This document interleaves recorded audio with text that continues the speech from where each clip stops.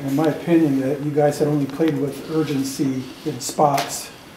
But I did think that from that point on, you played with quite a bit of urgency, especially, the last 7 or 8 minutes down the stretch.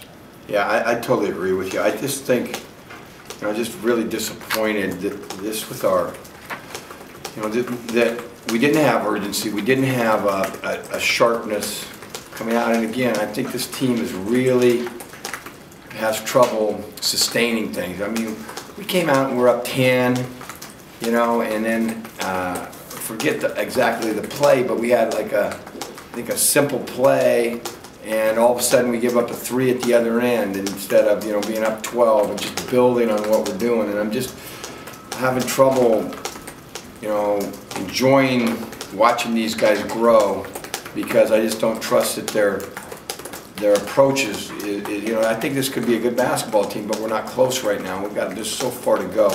That being said, I thought Northridge did a great job. I thought their zone really bothered us. They're missing 2 starters.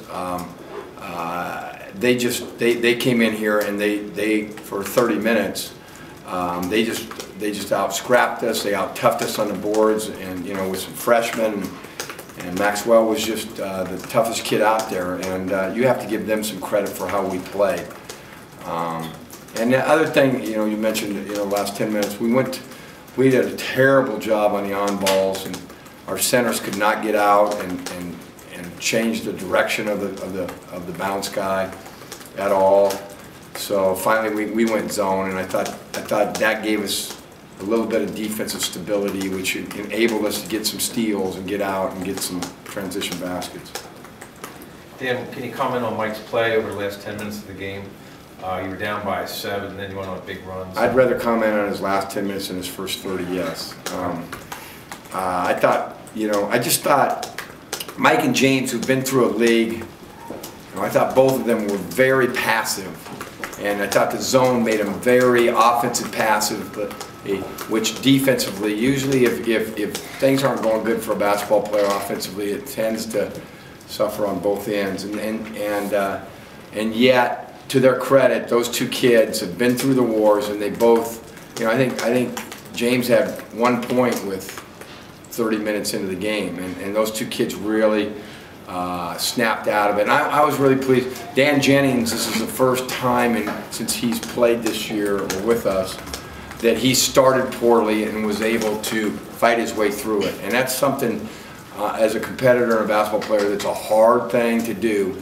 And we had several guys be able to do that. Mike did it, James did it, and I thought Dan did it.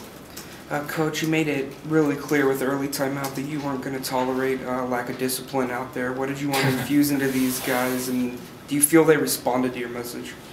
I think discipline's been really difficult with this team, because we have a lot of guys that they have an idea what they want to do, and I have an idea what they need to do, and so we're fighting that every day. But yeah, I think that lack of discipline showed throughout the game, and again, the best thing I have now is I have some more players to be able to take guys out when they're not doing what they need to be doing, and I think that helps a little bit. But we've got a long ways to go to get to be as sound as we need to be to win this league. Were you specifically upset at Tony for exalting his dunk, and then meanwhile the other team goes down there for an uncontested Yes. layup? Well, it wasn't just Tony. I mean, it's never just one guy. But again, we talked a lot about this team growing up and celebrate. You have to play with emotion, and Tony's a very emotional player. Kial's emotional. We have a lot of emotional players, but this group has to learn how when the emotion. It's time to be emotional. It's not. You can't. If it's an and one, and there's one thing. When the play stopped, but we're celebrating baskets in the course of a play against a team that's going to have transition. And I thought their transition D was so impressive compared to ours. We had a couple of breaks where we would have given up a lay-in and they made it a turnover. Coach, you mentioned the zone made Mike and James maybe a little bit passive until the end. With them being your 2 guys who have been through the war, like you said, can you guys afford that, or from the 2 captains? No, and that's why we didn't play well, and that's why. And again, there's a lot of responsibility on those 2 kids, but we invested all last year to get them ready to be the guys that understand that going into this year, and we can't afford it. That's why we you know, we're that close to losing, because we came out and very passive, and you know, our leaders you know, did not, you know, weren't ready to go. I can't really, there's no other way to put it. To that point, though, with your leaders maybe being a little bit passive, some other guys stepped up. Yeah. How big were those Dang dudes? And zone is tough. A zone is tough, and I you know, I thought Dang really bailed us out in the first half, because, you know, as much as you want, I mean, we had 52 points in the paint on Saturday. Well, it doesn't take, you know, a Division I coach to figure out, okay, we need to go zone, or we need to do something to keep the ball out of the paint. And so, you know, obviously they designed that. And Dang to be able to come in and make a shot, and again, when James misses his first shot or two, then it changes.